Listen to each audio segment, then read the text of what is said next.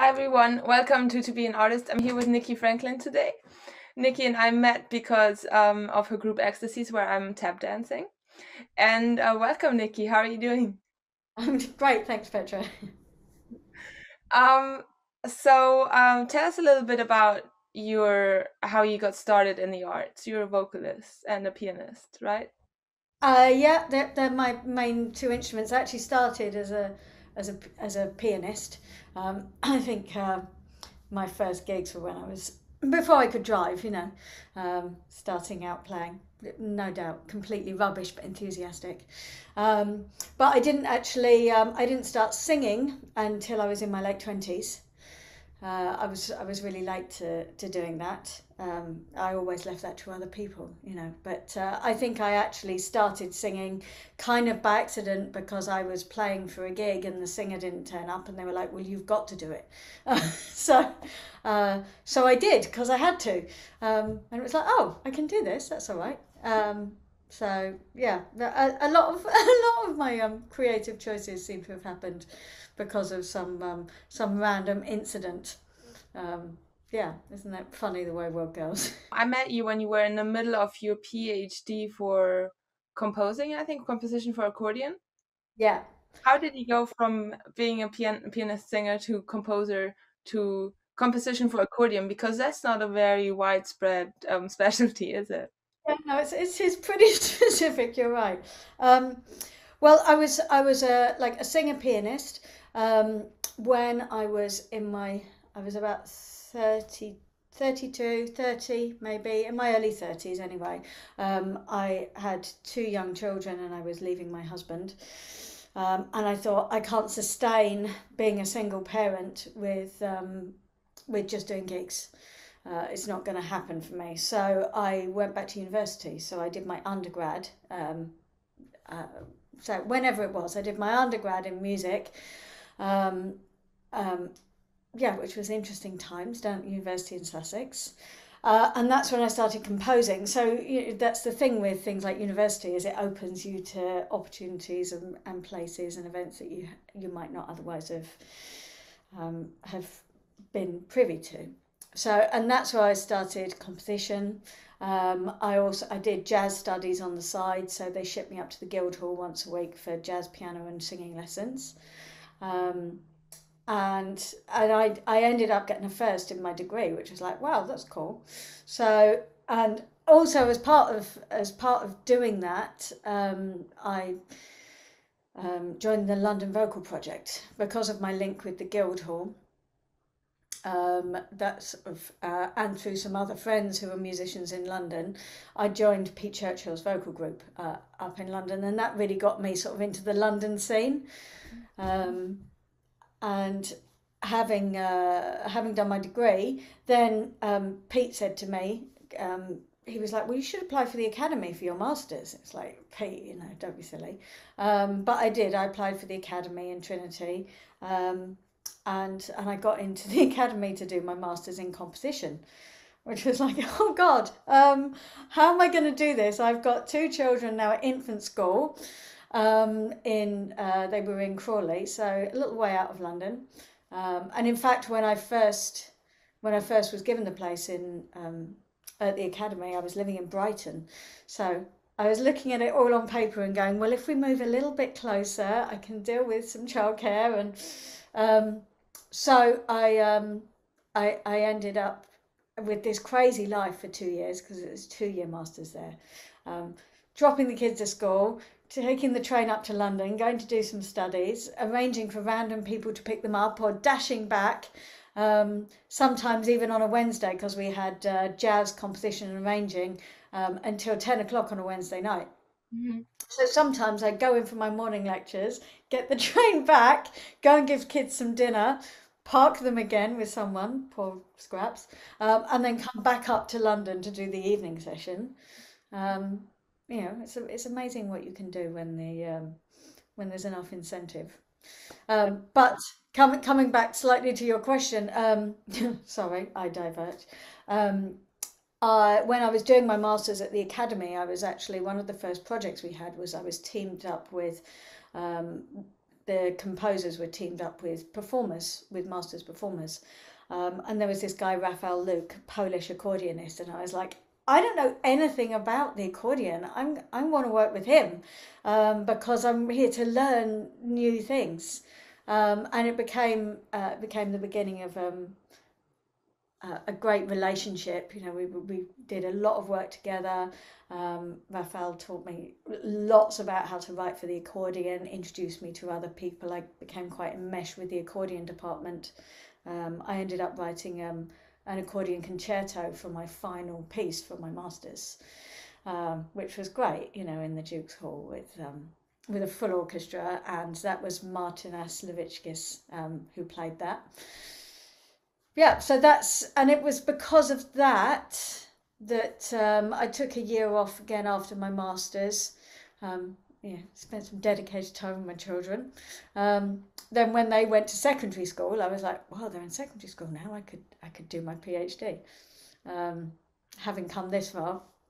So and I got full funding for my PhD. I think because, I mean, there was various reasons, but I think primarily because I was writing for this instrument, and there's more people in Europe, but in the UK there's not that many people that write for the accordion, and I thought it's better to be kind of in a niche world. That the world doesn't, I wouldn't say the world doesn't need any more piano concertos, but you know, there's a lot of music for the main instruments, you know, the piano, the strings, etc. So I was like, well, if I can, I'm quite involved with this community anyway, so it was an opportunity to take it further. And accordion also, for me, is so perfect because it sits in between the jazz and classical worlds, and folk and groove. So my portfolio had everything from like through composed, quite classical. I had a sort of fugue that opened the portfolio, right through to Ecstasies, our project at the other end, which was fully improvised for yourself, tap dance, vocals, accordion, and poet. So yeah, that was just off the cuff. So it covered all of that breadth, which is to me what accordion does. Yeah, it was a cool project. I know accordion only from either tango, which is like not an accordion, but like what's it called? Bandoneon. Yeah. Yeah. Or in Bavarian folk music. Mm. That's where I know it from. Like, Yeah. kids at my school played accordion because they played those little like folk tunes and stuff. Yeah, yeah. But it's great. It's great to be able to use it in that capacity as well. So I've, because of COVID, I wrote this a full project around the story of a Polish boy in World War II, and I was able to use the accordion to colour in different bits of folk from around the world, which was brilliant. But unfortunately, that hasn't yet been performed. I need to get that back out the bag. So before you went to university, you've been gigging a lot. Like that was your main thing, right? Yeah, I was gigging. I've always been a teacher as well. Okay. I've always loved teaching. Yeah, I'm not one of those musicians who's like, oh, I have to do some teaching to make ends meet. I properly love it. So I've had private practice, or I did some peri teaching, which I didn't like quite so much, let's be honest. But I really enjoy teaching. So I teach piano, voice, and composition. And I love that. So that's always been part of my work as well. Yeah, I would say fairly equally with performing and composing. Mm-hmm. What, were you able to keep on gigging and doing the teaching during your years at uni, or did you have to take a break from that? I was able, when I think the thing that has influenced my career more than anything has been doing it as a single parent. Yeah. That's really shaped my choices. So when my children were really small, it was easy to still be a performer because it's quite straightforward to either, I mean, some of the gigs in London, sometimes you take them up in a buggy and it's like, okay guys, you sit there, I'm just going to go and play the piano, or I'm just going to go and do my gig. If you're doing gigs in venues, a lot of venues are really cool with that. Obviously, if you're doing private parties and stuff, you don't turn up your children. But when they're small, you can get babysitters or you can take them. It was when they got more to the sort of secondary school age, that's no longer, it's not appropriate to have them like a wealth of babysitters or to drag them with you everywhere. So they used to come on tour with me, and all the stuff that we did a lot of stuff with London Vocal Project in those years. So, the kids, my kids, Pete's daughter, Imi, that they came with us wherever we went. So, kids on tour. And the same thing, they'd hang out with us during the day, they'd sing with us, and then in the evenings, they'd while we were performing, they'd go and make mischief, doing whatever they did. But it was just their life. So, yeah, I mean, I think as I got into my PhD, and my children came towards GCSEs and all of those sorts of things, that's when my performing took a back step, because something had to give. So. And how long did it take for the PhD? How many years? 6 years. Wow. Yes. So wow. I was full time, but I did it in chunks. So I did my first year and a half, and then again it was just really due to spending appropriate time with my children. So I did the first year and a half, and then I took a year off, and then I did another year, and then I took a year off, and then I came in and finished. However long it took. So I actually finished during the first lockdown. Wow. Yeah, so it was quite time. Yeah, and it was there were times when I was like, there's no way I can finish this, because my children had their own stuff going on, or I'm moving house, or I was working full time, because you have to.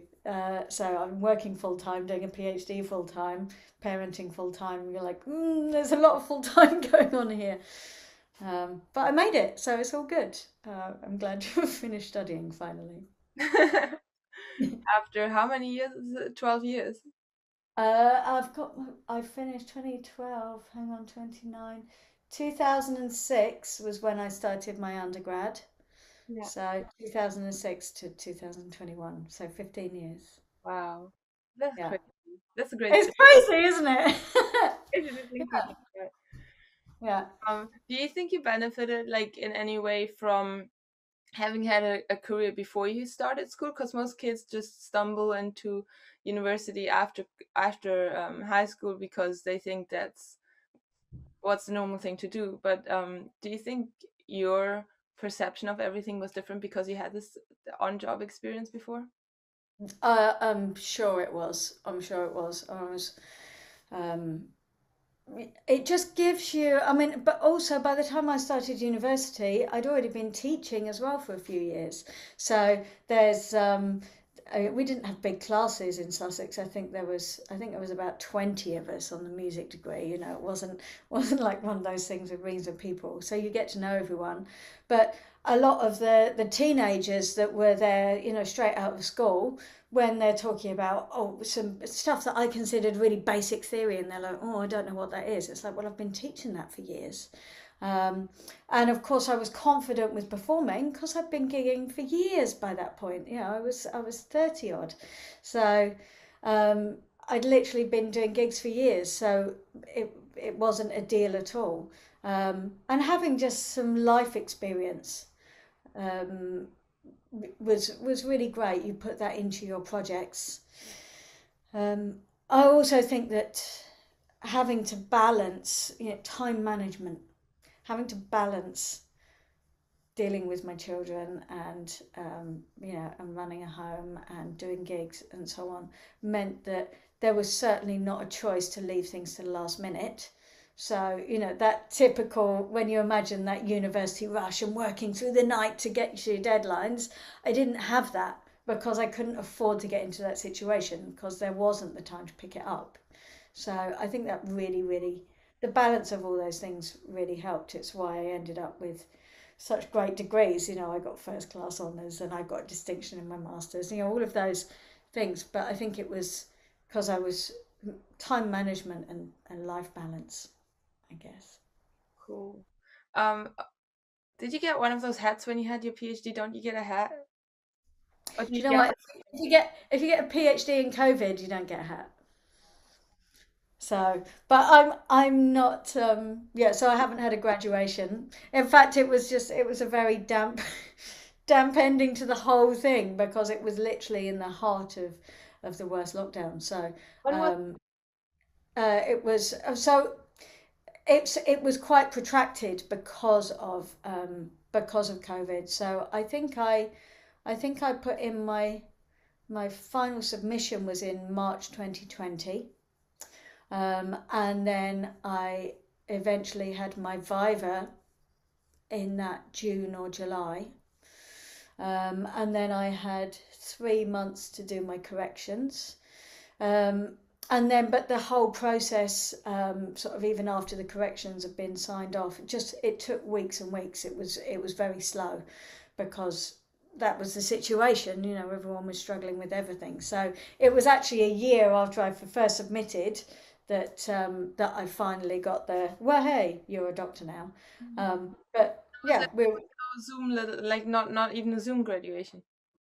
there was a Zoom thing, but I I'm not much one for pomp, really. So in some ways, I was kind of glad not to feel the need to go and do the graduation, because by the time I've gone up to York and got somewhere to stay and hired a fancy cap and all of that stuff, it was just like I'm not driven by that. It would have been nice to have been able to go out for a meal with my family and go, well, hey, but it is what it is. It's fine. Yeah, in the end, I know I did it. It's done. So that's what matters, right? Yeah, that's cool. So when you compose something, what's your process? My process, process for composing is 90% thinking. Mhm. Literally 90% of my composing time is planning in my head before I go anywhere near a piano or a piece of paper. I need to know exactly in here what it is I want to write. So if I get a commission, then I that sort of the way I describe it when I teach composition classes, is that I imagine when I'm first given a commission, I can write any piece in the world, right? It's completely open. And then say, at the moment I've got a commission for the diphonon duo, which is for accordion and viola. So I imagine that I'm in this big open space where I, like, literally black nothingness. I can compose any music in the world. And then I get a commission that says, right, you're writing for accordion and viola. So then I can start making this big open space into a room. So I close all the doors to everything that's not accordion and viola. So it's like bye-bye piano, bye-bye orchestra, bye-bye string, and just end up with a smaller room, which is accordion and viola. It's like that's not clear enough for me to write music from. So then we talk about what to write the music about. So they want something that includes improvisation, and they want something that includes some groove, because that's mainly what we do. So then I can close off all those other, like, heavily classical doors. We don't want something that's too composed, so now I'm in a smaller space. And then they say they want something that's based on that might be based in Spain. So we were talking about the Basque region of Spain. So then I did some research on this region in Spain that we were talking about, and found out about the Basque witch trials in 1610. And we decided to write a piece about the Basque witch trials. So I've ended up now, from being in this massive open space, I'm now in a place like this big. And then I do some more research, and I found out about this witch's call, and I transcribed some of that, and I found that there's a vulture in the region which has basically the same call as the witch's call. So by the time I've done my research and considered what it is I'm going to write, I'm in such a small space that I feel like there's only one piece of music I can write, because I've shut so many doors and it's so tight that it's like, okay, this is what I've got to write, because it's all that's left. Mm-hmm. It's the only space left. Okay, so I have to write this now, and it's this piece, and it's this long, and it has to include these gestures, and I need to do this. So then I can sit and write the music. Mm-hmm. So when it's like accordion and violin or viola, it's two instruments. Do you write two instruments at the same time, or do you write one phrase out for one instrument and then you're like, oh, what could the other instrument play? A bit of both. Yeah. A bit of both. So I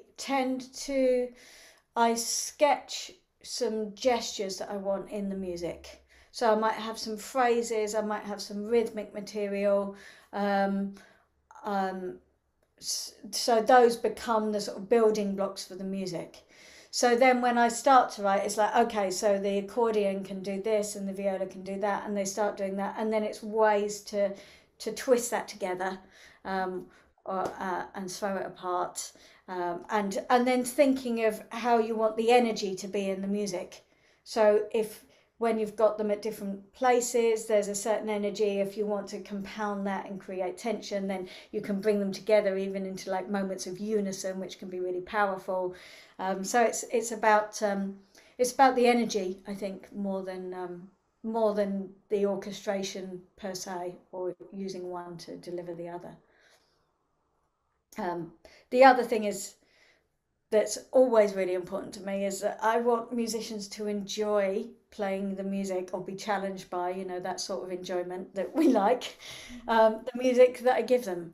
So it's making sure there's a balance between the musicians, and that I create something where they're really working together, so they have to really lock in together. Mm-hmm.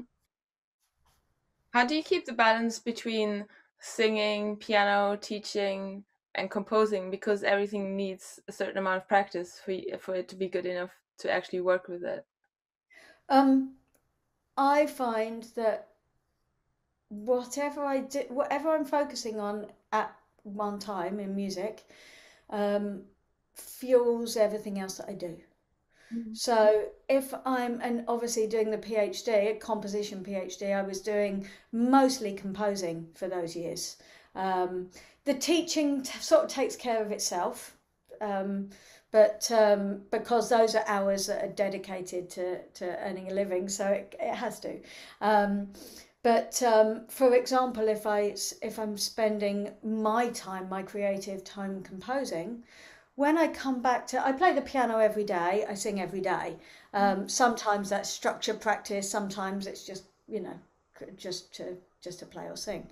But if my structured time is in composing, when I come back to the piano, I play better.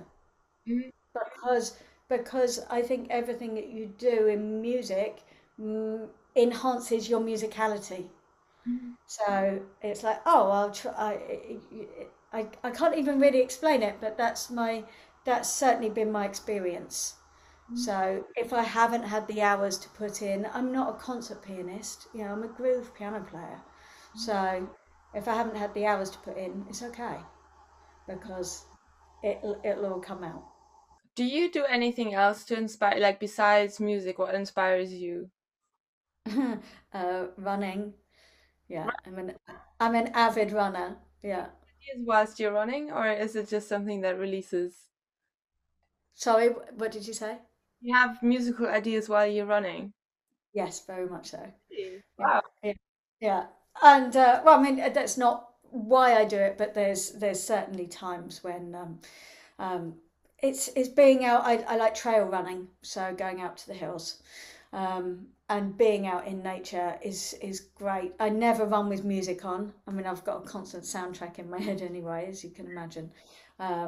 Sometimes if I'm on a long run and I get you get one of those nasty little function band tunes in your head, and I'm like go away, leave me alone. But yeah, if I'm just having the freedom and the space, I think allows my head to wander and go, oh, I could do this or I could do that. So yeah, it's really great. Are you able to hold on to those ideas just by memory, or do you carry a microphone, like a recorder with you to record them? I don't, when I talk about ideas, it doesn't need to be, um, those ideas are usually like, it's a concept, not a specific musical thing. So it's not like, oh, I'm going to go do do do do do. I can be running along and go, in this piece that I'm working on, there should be like a call and response bit in the middle. I'll do that. So it's more general along those lines. I was running last week because I'm thinking of launching some workshops from next year. I want to do some more of that. And I was running along and I was like, surely there's a way that I can bring together these two parts of my life, the health and fitness, with the music. Surely there's got to be other people who are interested in that. So I was planning this camp, with like music and movement, as if it's for 5-year-olds. But I was like, there's potential for stuff like that. And these things wander around your head and then they become seeds, and some of them become projects, and some of them were just a nice thing to think about. Yeah, I'm definitely. I think that's a great thing, because a lot of musicians probably should work out more and do more fitness, because a lot of instruments you play with one hand, and one hand is like in one Up position. and down. Yeah, So if you don't train those muscle groups, it's like dancing. You have a lot of times you have choreography that's maybe on one side, but you still have to train the other side of your body. Otherwise, you get injuries just by yeah, this balance of the things. So I'm yeah, pretty sure there's a market for that. Um, yeah. to, piano movement, because everybody's back hurts and everybody's, like shoulder. Exactly. Yeah, yeah. And just also, because of my love of like nature and the outdoors, I just thought if I could. I was in Northumberland recently, which is beautiful. I don't know if you've been up. So it's just at the very top of England, just shy of the borders. And it was like it would be lovely to do some kind of like circle singing course here, but to incorporate different levels of walking or running, depending on what people enjoyed, into the daily schedule. So it's like, okay, early morning, we're going to go for a walk or a run, depending on what you like. Um, and then for the afternoon and evening, we're going to make music. So you get the most of the atmosphere in the area. And I think that would come into your singing, especially doing something like circle singing, which is fully improvised and so free.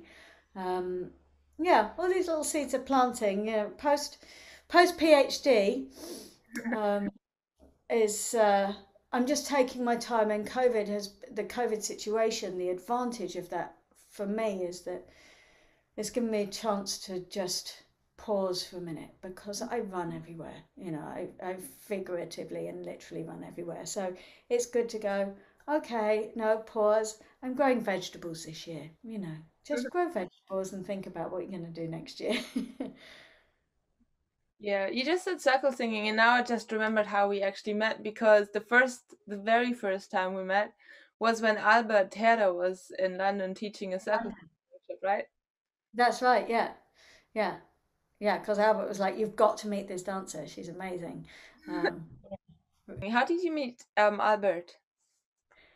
I met Albert. It was through the London Vocal Project. We did in 2011. We premiered Bobby McFerrin with Bobby McFerrin at the Barbican, and it was this phenomenal album written by American guy Roger Trace, who I'm ever so fond of, and I've been working with for years as well. So we premiered this like incredible vocal choral album, really like groove based. I think it had 11 different languages in the text. It was monster, really monster work. And subsequent to that, the next January, February, we performed at the London A Cappella Festival, and as part of that, we did a couple of these Bobby songs as part of the show, and one of the songs had this like super low bass as on the album, Mhm. and we're in the dressing room rehearsing this song called Wailers, And suddenly there's this voice that comes in out of nowhere going, "Boo," giving it the low bass. And Albert was also performing at the London A Cappella Festival, and he'd recorded on the album of Vocabularies. So, so we met then. I was managing LVP at the time, so I was like, "Oh, I'll go and speak to this guy and see what's going on." And we decided to perform together on the stage for the A Cappella Festival, this one piece of music. Um, and at the time, I spoke not a word of Italian. Albert spoke not a word of English. And we somehow managed to decide that we were going to work together. So I took LVP over to Italy the next year, and we did some circle singing workshops with Albert over there. And again, there's certain people that you meet in your life. I still work with Albert now. I'm doing his Sing magazine, so I'm the UK editor of Sing magazine. Usually, in fact, it would be just about now I'd be packing my bags to go and teach in the Circle Land camp in Italy, but not under COVID times, so I'm missing that this year. Yeah, I've worked with Albert ever since. He's another one of those people, certain people you meet in life, and you just know you're going to work with them forever in some capacity. So yeah, he's a bit of magic in my life. He's so funny because, like, I think when we met, my Italian's like not impressive, and his English is still not impressive either. So we like literally met at Moscato Tap Festival, somehow communicating, and I still don't know how we managed to kind of Yeah, managed to communicate. But yeah, yeah, it's amazing. When you feel a connection with someone, yeah, obviously I've now been studying Italian for some time. I'm so certainly not fluent. I don't have that much chance to practice, but I can speak some Italian, and Albert's English has improved. So that's really, I've worked on that because of that one man. I learnt some Polish because of the work I was doing with Rafał, and I went over to Poland, and I spent a few days over with him and with another phenomenal accordionist in Krakow, Jaroslav Besta, who took me around Krakow just based on a Facebook invite. I just sent him a message on Facebook, and I was like, "Hey, I really like your music. Do you want to get together and talk about music?" He was like, "Yeah, sure, come to Poland." So I can't remember any Polish now, but it was like I just need my basics to go and be polite with, be able to say please and thank you and where's the bar? where's the bar? That's really cool. Yeah, Albert is great. So how did the Sing magazine happen? I think Sing magazine was something that Albert had been thinking about for some time, and then with all the lockdowns, because Italy really suffered, didn't they, in the first place? Like I was saying, the positives out of all of that is that it gave a lot of us people who are like constantly like, I'm doing this project, I'm doing that project, to go, I've got time to think. Mhm. I don't have to throw all the balls around and catch them all the time. It's like, oh, here's some thinking time. So he'd been talking about doing it for some time. And then he approached. I mean, what's great about Albert is he's so connected globally, but particularly in Italy. So he knows some fabulous practitioners, but also scientists, pedagogists. He knows some incredible people connected with the voice in so many ways. It's not just a magazine about singing. And he asked me to be like the UK correspondent for the Italian magazine, which I was like, yeah, okay, I can do that. So I interviewed Cleveland Watkins for the first one, and which was great. And in fact, that's the last time I saw you. I think was when we went to that amazing gig at the art gallery. That Yeah, was it was brilliant, wasn't it? I'm trying to remember what it was called. In Plain Sight. yeah. In Plain Sight, yeah, yeah, which Cleveland did in October. Um, so that was great. And then I interviewed. I don't know if you've heard of a guy called Phil Minton, but he's an amazing. He was like the father of vocal improvisation, really, in the UK. So Phil's 81 now. Oh wow. Yeah, he's phenomenal. What an amazing character. So I interviewed him for the second issue, and in fact, after we finish today, I'm sorry, I'm fine for time, but I've got also some uh, a project that's waiting to happen in South Africa again because I can't travel. So um, I'm hoping to get that going in the next year or two. But I'm interviewing this a fascinating musician called Garth Erasmus. He's in South Africa, so I'm interviewing him today for the magazine. But he's an artist, like a painter, and also he creates like indigenous instruments out of junk, and he uses his voice. Yeah, he's a fascinating artist. So I'm looking forward to learning a bit more about him in lieu of being able to go over there and do the project that we have posted and ready and waiting, a massive climate change project that I'm hoping to do in South Africa. So, Yeah, wow. So is the mm. magazine, is it in Italian or in English or in both? So it's in Italian, and then the first issue in English came out about 4 weeks ago.